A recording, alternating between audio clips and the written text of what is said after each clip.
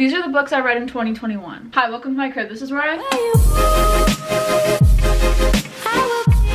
Welcome back. I missed you. Grab some water because I'm going to be chatting about the books that I read in 2021. I'm going to make this as spoiler free as I can because I want you to read these books, but I also don't want to overhype these books, so please take what I say with a grain of salt, because sometimes overhyping a book can like ruin it because someone goes into reading it with high expectations and it's not what they thought. I'm also going to link all of the books below, so if you're interested in reading them or buying it, you can use that link. I need to not rock because...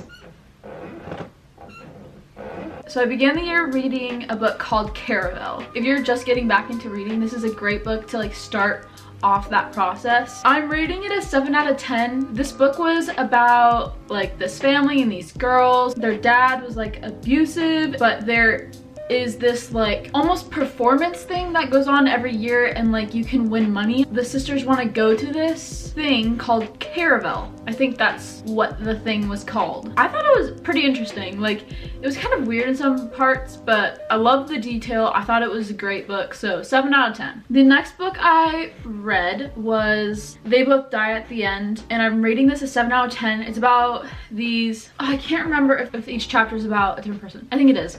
So it follows the storyline of these two guys. They live in like this dystopian world where they know when you're gonna die, and so there's this like messaging system that the day of your death they message you and they're like, hey, by the way, you're gonna die today, and you like don't know how, you don't know when, so you just kind of like go about your day knowing that you're gonna die. And these two people are messaged that they're gonna die, and it follows them through their story, and you think you know what's gonna happen based off the title, but let me tell you, you don't. That is a 7 out of 10. The next book is called What If It's Us? I have to remember what it's about. What If It's Us follows the story of this guy in New York. He's going through some life changes. He like is discovering who he is. It's an LGBTQR+ book, and I loved it. Adam Silvera, that's who it's written by, is a great author. It made me want to go to New York so badly. Not during the summer though, because I could not endure the heat. What If It's Us is a 6 out of 10.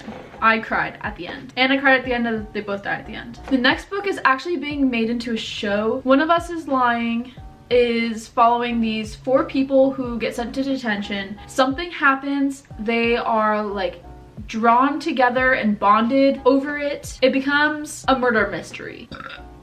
So that book, I rated it an 8 out of 10.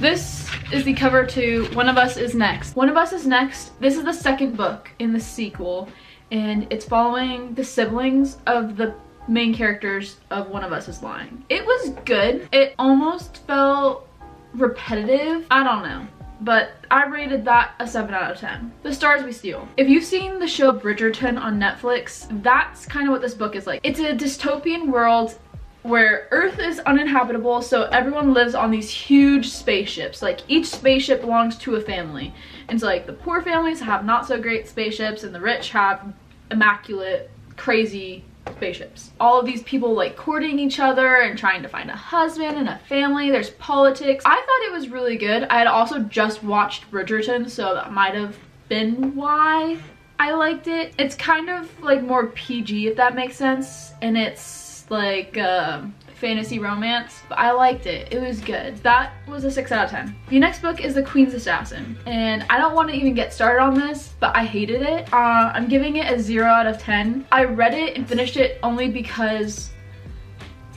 I felt obligated to, because I bought it, so I read it, and I did not like it. The writing, the storyline, the characters, everything felt very immature. Everything felt very undeveloped.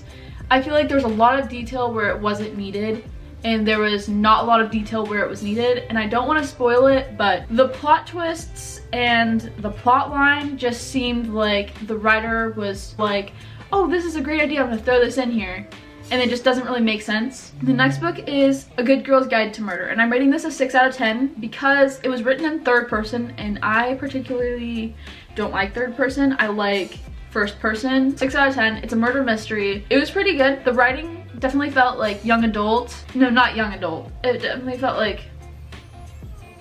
young. The next book is called History is All You Left Me, another book by Adam Silvera. Its writing is like a mix of past tense, future, and present, so it's all mixed together in the storylines, all scrambled, so you're learning different things at different points. But you start off following this guy whose boyfriend died, but he's not his boyfriend, he's like his ex-boyfriend, and so you like follow the storyline of him like grieving over it and also him like meeting the ex-boyfriend. I've heard a lot of people say that they love it, like it's so good. I'm rating it a 0 out of 10.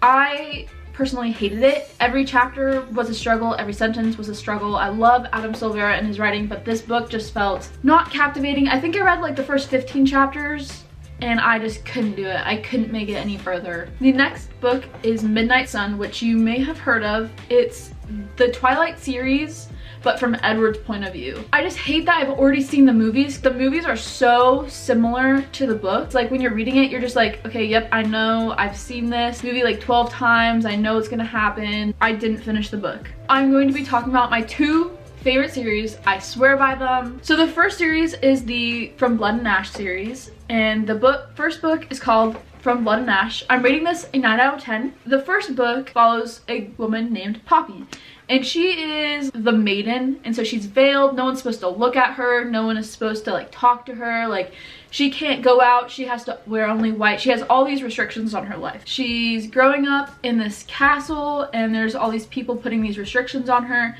But she just wants freedom. She wants to experience things. She wants to do things. She is a badass heroine.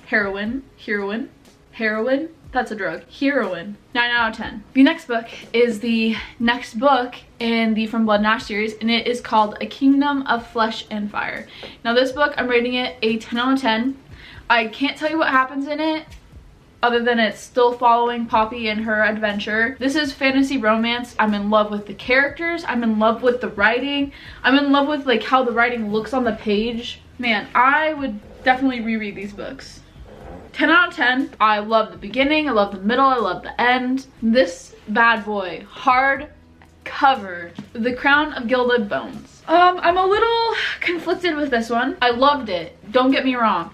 I am rating it a 9 out of 10. I love the beginning, hated the middle, loved the end. I think the ending was so badass, and I think that it was just really good. And the middle was pretty boring. I did have to like skim some stuff just because it was repetitive and nothing was really happening. But the series overall, 10 out of 10. The next series is this colorful, emotional roller coaster. I found this series on TikTok and I was like, sounds good, fantasy romance, gotta read it. This is the first book, A Court of Thorns and Roses. I read it in like 3 days. I loved it, right?